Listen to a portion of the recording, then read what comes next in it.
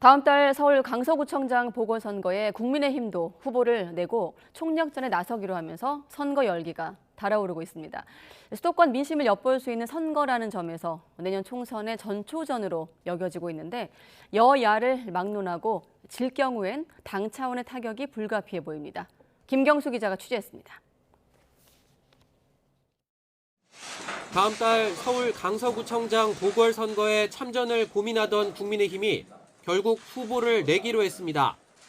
김태우 전 구청장의 유죄 확정으로 치러지는 보궐선거이긴 하지만 김 전 구청장의 잘못은 아니라는 겁니다. 저희 당은 당규상 보궐선거 원리에 따른 무공천 사유에 해당되지 않습니다. 이 사안은 김명수 대법원이 저지른 잘못 때문에 발생한 일입니다. 공정하게 후보를 정하겠다며 앞서 단일 후보를 전략 공천한 민주당을 겨냥하기도 했는데 강서구의 발전을 위해 가장 적합한 인물이 누구인지를 최우선 순위로 두고 판단하겠습니다. 더불어민주당과 같이 당대표와 지도부의 자의적인 판단으로 후보를 선택하지 않겠습니다. 경선을 거치더라도 윤석열 대통령이 사면 복권한 김 전 구청장이 다시 등판할 거란 관측이 우세합니다.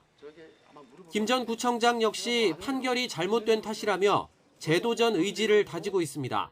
내용적으로나 절차적으로나 잘못된 판결 때문이었다. 그래서 김기현 당대표께서도 최근에 김태우는 정치적으로 무죄다. 이런 얘기를 하시지 않습니까? 검찰 수사관 출신 김 전 구청장이 후보로 확정되면 경찰청 차장 출신 민주당 진교훈 후보와 함께 검경 대결 구도를 형성할 것으로 보입니다.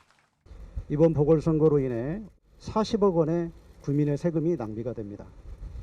운동장에서 반칙으로 퇴장당한 선수가 다시 선수로 뛸 수는 없는 거 아니겠습니까? 대진표가 윤곽을 드러내면서 여야 신경전은 벌써 가열되고 있습니다. 공당이 보궐선거에 우리 후보를 추천하지 않을 이유는 없는 거고요. 둘째는 이번 강서 보궐선거는 사실 민주당의 그 책임이 있는 것입니다.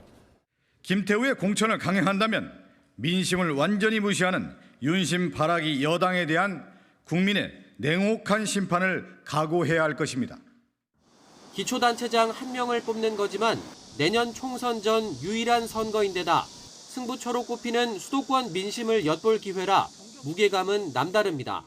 강서구청장 선거가 그 전초전이 될 것이라고 생각합니다.